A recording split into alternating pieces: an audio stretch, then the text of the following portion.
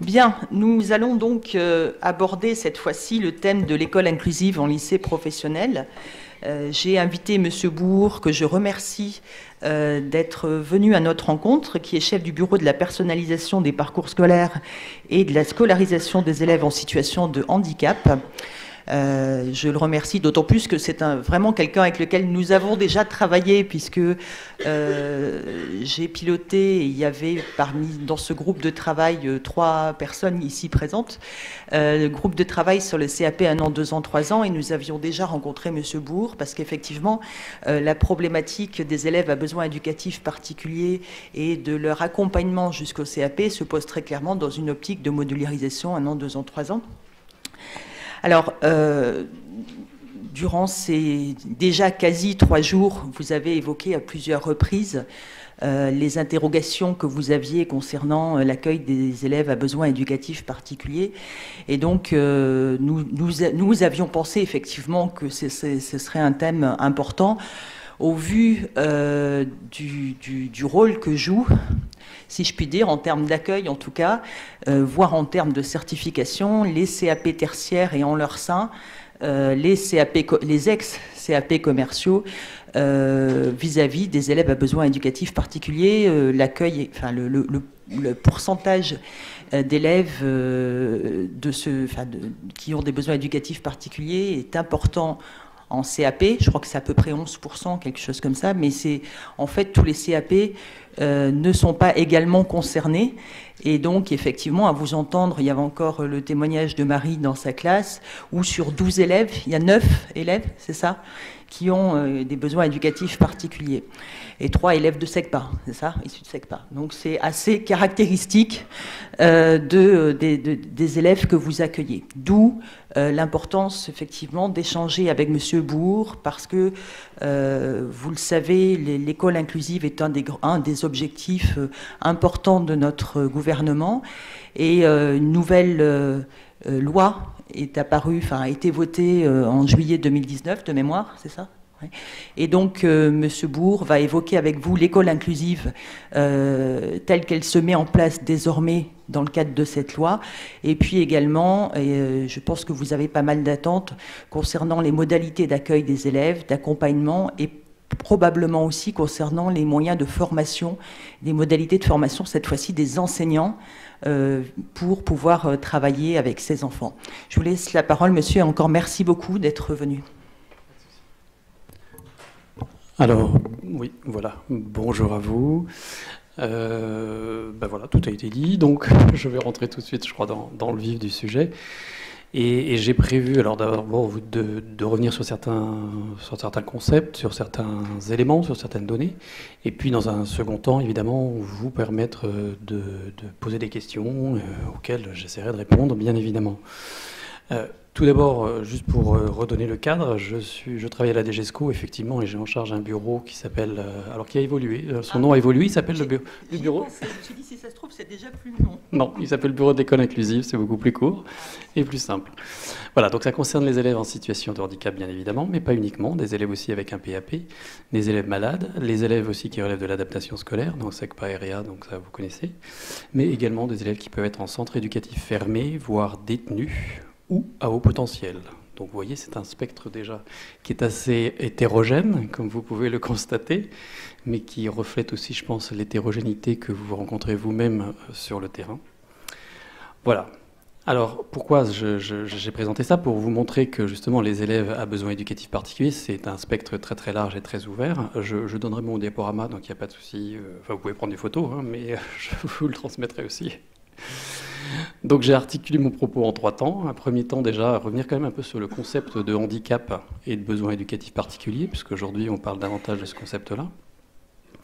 Un deuxième temps sur les élèves en situation de handicap dans leur globalité. Un troisième temps quand même sur les axes de la politique aujourd'hui.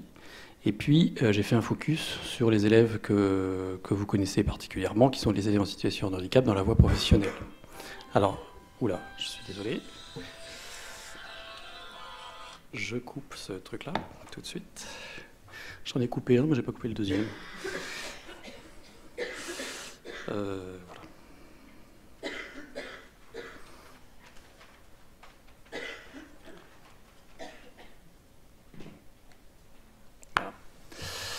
Voilà, donc ce que je vous propose peut-être, c'est quand même de vous laisser un temps d'articuler entre chaque partie, d'écouter vos questions éventuellement, et puis d'y répondre, et comme ça on va avancer. Alors, du handicap aux besoins éducatifs particuliers. Excusez-moi, je suis un petit peu malade, donc je tousse un peu de temps en temps, ça peut être très agréable, mais on va essayer de faire quand même avec. Donc le concept de handicap, vous connaissez au quotidien puisque vous avez des élèves. Néanmoins, je rappelle quand même que handicap, ça vient d'un mot anglais à l'origine hand in the cap, qui était quand même quelque chose fondé sur le fait, sur les courses hippiques, où vous aviez, you put your hand in the cap, c'est-à-dire vous aviez une cape et vous mettiez la main en dessous, derrière, et vous teniez votre cheval avec une seule main. Ceci explique cette terminologie. Donc ça veut dire que le handicap est fondé sur un concept déficit. Vous avez quelque chose en moins. Alors il y avait cette acception-là qui aussi du coup est entrée dans les paris. Hein. On pariait sur celui qui avait un handicap ou pas de handicap, et ça existe toujours aujourd'hui, dans les courses hippiques, bien sûr. Voilà, mais vous voyez, le fondement de cette terminologie, elle est là-dessus, hein, sur le plus et le moins. Alors, on est parti de là. Quand on pose la question du handicap, très souvent, on va vers un concept de différence. C'est-à-dire, voilà, j'ai une différence, j'ai quelque chose en moins, quelque chose en plus. Voilà. Cette différence, elle se mesure souvent par rapport à un écart du coup par rapport à une norme. Et si on parle de norme, ça veut dire qu'on parle aussi de conformité. Est-ce qu'on est conforme par rapport à cette norme, justement? Si on est conforme, ça veut dire qu'on a catégorisé. D'ailleurs, ce que j'ai fait tout de suite d'entrée de jeu en vous présentant mon bureau, c'est que j'ai catégorisé les élèves. Voilà, donc si on catégorise, très souvent, on va aussi un peu vers un certain communautarisme. Et j'interviens dans un domaine où vous avez des élèves en situation de handicap, mais vous avez aussi des familles d'élèves en situation de handicap, et qui, derrière, sont elles-mêmes organisées de manière extrêmement communautaire. C'est-à-dire que vous avez les parents d'élèves troubles du spectre de l'autisme, les parents d'élèves 10, les parents d'élèves, ainsi de suite. Donc cette communautarisation, ce communautarisme, tout ça, ce sont des mots sur, je dirais, l'état actuel de la situation. Nous avons des objectifs qui vont s'afficher plutôt en bas. D'abord, prendre en compte la diversité, cette diversité qui existe. Cette diversité, on veut la prendre en compte à partir de l'identité de l'élève, et plus particulièrement de sa singularité. Tout ça dans un objectif qui est simple et clair et qui nous dépasse, nous, Français, c'est un concept d'universalité. C'est-à-dire que nous souhaitons aller vers une accessibilité universelle de l'école. C'est-à-dire que cette école doit être accessible à tous, quelle que soit notre singularité et notre identité. Donc tout ça, ce sont des jolis mots. Mais après, il faut arriver à les mettre en place concrètement dans les classes ou dans les établissements scolaires. Alors je rappelle un autre point, c'est le concept de besoin éducatif particulier. On est parti du handicap. Aujourd'hui, on se rend compte à travers cette réflexion qu'on va au-delà de cette terminologie handicap. Vous avez des élèves dans les écoles ou les établissements scolaires qui ont effectivement un handicap parce qu'ils sont passés par la MDPH avec un PPS, un projet personnalisé de scolarisation, mais pas tous. Et néanmoins, ils ont des besoins éducatifs particuliers. C'est un concept de 1975 d'une sociologue anglaise qui s'appelle Mary Warnock et qui développait ce concept-là. Elle a voulu développer ce concept pour faire un recentrage. Vous voyez, abandonner ce concept de déficit dont je parlais d'emblée et aller vers le concept de besoin. Vous allez voir qu'aujourd'hui, dans ce que nous essayons de développer, nous essayons de nous appuyer sur ce concept-là. Après, quitter une approche médicale pour aller vers une approche plus éducative, ce qui n'est pas aussi simple que ça. Ensuite, Mary Warnock aussi évoquait le fait très simple, c'est qu'il existe un continuum, c'est-à-dire entre un jeune en situation de handicap et un jeune qui ne l'est pas, qui est passé par la MDPH, ou un qui ne l'est pas, ou un qui a un PAP, ou un qui n'a rien de tout ça, mais qui néanmoins a des besoins éducatifs particuliers parce que vous le constatez clairement dans les classes, eh bien il existe un continuum en réalité. Alors à l'époque on parlait d'intégration, aujourd'hui on parle d'inclusion, mais j'y reviendrai tout à l'heure. Et elle donnait un chiffre, c'est pour elle 20% de la population. Moi, les données que j'ai sur les élèves en situation de handicap, c'est pas 20%, c'est beaucoup moins, bien évidemment. Hein. Mais, vous voyez, ça signifie que ce spectre, ce concept est un concept très large et qui, en réalité, 20%, c'est 1 sur 5. Donc, c'est... C'est quoi? C'est 20 personnes ici dans la salle? 30? Voilà. C'est quand même important. Alors, notre concept de besoin éducatif particulier qui, aujourd'hui, nous guide dans notre action, d'abord, il est fondé sur une définition que je ne développerai pas, que vous connaissez, c'est la loi de 2005, effectivement, qui, là aussi, fait référence à certaines choses, limitation d'activité, altération substantielle, et puis qui cite des fonctions qui peuvent être altérées. Notamment, ce qui est important, c'est les derniers termes, troubles de santé invalidants, qui en 2005 ont posé une... C'est la première fois qu'il y avait une définition. Avant, il n'y avait pas de définition du handicap. Donc, c'est cette première fois, et ça a ouvert énormément le spectre, bien évidemment. Donc, parce que dans ce trouble de santé invalidant, vous faites rentrer des tas d'élèves qui, préalablement, n'y entraient pas. Voilà. Donc, pour terminer sur cette entrée en matière, je vous disais qu'il y avait un concept d'intégration. Il y a quelques années, on parlait des UPI, hein, le I étant intégration. Voilà ce que ça représente si on le schématise, l'intégration. L'antonymie, c'est l'exclusion. Personne ne connaît ce terme, donc on le laisse de côté. Et puis, il y a aussi un terme ségrégatif, la ségrégation, voilà, qui n'existe plus, mais qui existe peut-être encore un petit peu, non? Avec des établissements médico-sociaux qui sont à part de l'école et qui scolarisent des jeunes. Voilà, donc on est un petit peu, d'ailleurs on s'est fait rappeler à l'ordre par l'ONU, hein, en nous disant vous avez un système français qui est très ségrégatif. Et notre objectif, il est là, c'est l'inclusion. Et je dirais même que notre objectif, il a encore évolué en 2019, comme vous le disiez, c'est une scolarisation inclusive. Pourquoi le changement de terminologie? Parce que justement, le concept d'inclusion, on le définissait à partir du concept d'exclusion. Donc, dans la loi de 2019, la secrétaire d'État en charge des personnes handicapées a fait en sorte qu'un amendement soit injecté dans la loi. Et du coup, maintenant, il n'y a plus ça. Dans le L111.1, vous avez une obligation, effectivement, c'est une obligation d'une scolarisation inclusive pour tous les élèves. Voilà, c'est ça, exactement. Donc, ce texte fondateur pour nous, école, il reconnaît que tous les enfants partagent la capacité d'apprendre et de progresser. Et donc, nous devons veiller à une scolarisation inclusive. Alors, tout ceci, c'est bien joli, mais comment faisons-nous? Alors, je termine juste avec une citation aussi de Serge Tomazet, qui est un chercheur de Clermontois, qui, lui, dans le même esprit que tout ce que je viens de vous dire, rappelle qu'en fait, on ne doit pas se fonder sur l'origine de la difficulté, mais on doit essayer de répondre à la difficulté. Voilà. Peut-être avez-vous des questions par rapport à ça, avant que j'approfondisse certaines choses. Monsieur. Attendez, il faut qu'on enregistre, et pour enregistrer, il faut qu'ils aient le micro. Ah, pardon.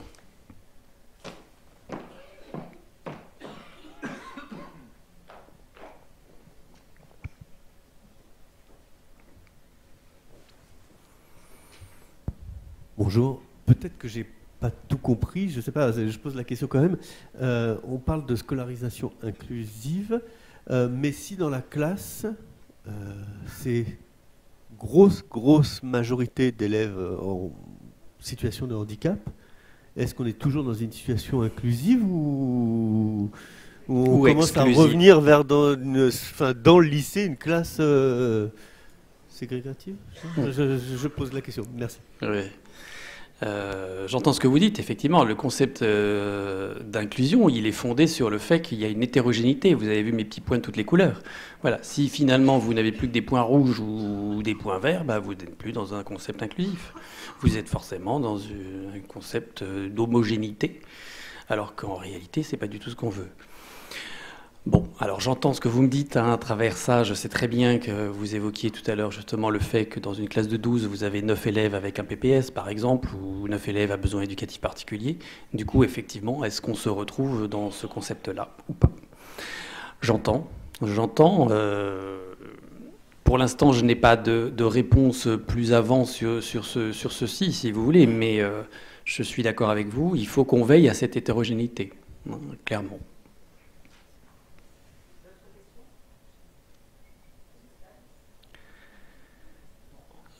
Je vais un peu vite parce que je veux tenir les délais puis vous laisser le temps de parler. Donc, juste, du coup, je vais faire un focus sur les élèves en situation de handicap. En plus, là, vous avez la primeur des derniers chiffres qui viennent de m'être transmis la semaine dernière. On fait une enquête chaque année auprès des enseignants référents qui nous permet de savoir un peu qui sont nos élèves en situation de handicap, où sont-ils, et ainsi de suite. Et les données viennent d'être arrivées mi-janvier. Donc, en France, nous avons 431 000 élèves en situation de handicap sur 12 millions. Ça représente à peu près 3% des élèves, en moyenne. Mais où sont-ils? Ils sont majoritairement dans le premier degré, donc ça ne vous concerne pas trop. En Ulysse-École, c'est un peu moins. Et puis, dans le second degré, là, ça vous concerne, c'est 40%. Voilà. Et je ferai un focus après, comme je le disais, sur la voie professionnelle. Et puis, il y en a quand même 16% qui sont en établissements médico-sociaux. Donc ceux-là, ils ne sont pas chez nous. Alors, on participe, mais ils ne sont pas du tout chez nous. Alors, on voit l'évolution. Vous voyez, depuis la loi de 2005, à 361 000. Donc, il y a effectivement une très, très forte augmentation. Ceci explique vos 9 élèves dans votre classe de 12. Clairement, on voit aussi que la pente sur le second degré est supérieure à la pente du premier degré, puisqu'il y a une montée de cohorte qui fait que les élèves vont majoritairement là. Donc sur les parcours de scolarisation, je vais passer très vite, mais vous pouvez voir où ils se trouvent. On a une augmentation cette année importante sur les maternelles, parce qu'on a augmenté, on a baissé l'âge de la scolarisation à 3 ans. Du coup, beaucoup des élèves en situation de handicap n'étaient pas scolarisés préalablement, donc ils le sont maintenant obligatoirement. Donc du coup, on est passé à 11%. Alors vous avez un peu le temps avant de les voir venir en voie professionnelle, mais néanmoins, il faut vous y préparer, ils vont venir un jour. Les Ulysse-École, les SECPA aussi, on en a 5% en SECPA, et en Ulysse-Collège, et après c'est vous. Alors c'est pas vous, d'abord les GT, ils en ont très peu, comme vous pouvez le constater, 3%, et vous, lycée pro, 5%, avec des Ulysse Pro, majoritairement, c'est des Ulysse Pro en grande majorité. Donc si je fais le cumul des deux, 5 et 2, 7% des élèves des 361 000 dont je vous parlais, ça représente environ 25 000 élèves. Donc 25 000 élèves qui sont dans la voie pro, qui sont avec un PPS. Voilà, et ils sont accompagnés, pas accompagnés, on reviendra sur ce point-là tout à l'heure. Quand même un petit focus sur les élèves qui ne sont pas chez nous, mais qui sont chez notre voisin dans le médico-social, qui sont à environ 70 000. Certains sont en scolarité partagée, un peu là-bas, un peu chez nous. Donc je ne vous donne pas tous les chiffres parce que c'est très compliqué d'ailleurs de les obtenir. Mais ce qui me semble important, c'est ces bulles vertes au milieu. Certaines ne vous concernent pas encore pour l'instant, parce qu'on est sur la maternelle, là, en l'occurrence l'autisme. Donc ça, c'est des dispositifs que nous sommes en train d'ouvrir. C'est quoi ces bulles vertes? Eh bien, en fait, ce sont des unités d'enseignement, c'est-à-dire le médico-social va ouvrir dans nos écoles, collèges ou lycées, des classes pour élèves en situation de handicap. Donc, elles sont vertes. Pourquoi? Parce qu'en fait, c'est du personnel médico-social qui travaille chez nous, avec nous, pas tout seul. Par exemple, une UMA, là, vous avez 7 élèves, vous avez 2 personnels éducation nationale et vous avez 4 personnels du médico-social. Donc 6 encadrants pour 7 élèves. Ça, c'est l'exemple de la maternelle. L'élémentaire fait pareil. On le développe aussi pour l'autisme. Et je vous montre ça parce que ça n'existe pas encore totalement. Enfin, ça existe un petit peu sur le second degré, pas spécifiquement pour l'autisme. Quoique, il y en a quelques-unes aussi à droite à gauche. Mais c'est quelque chose qui se développe et qui va continuer à se développer. C'est clair. Donc ça veut dire que vous aurez dans vos établissements d'ici quelques années, non seulement des enseignants d'autres pays et des personnels éducation nationale, mais vous aurez aussi des personnels hors éducation nationale, des personnels qui viennent du médico-social. Voilà, et j'en ai fini sur mes données, je vous promets, je ne veux pas vous assommer avec ça. L'accompagnement humain, parce qu'on ne peut pas parler de situation de handicap sans parler d'accompagnement humain.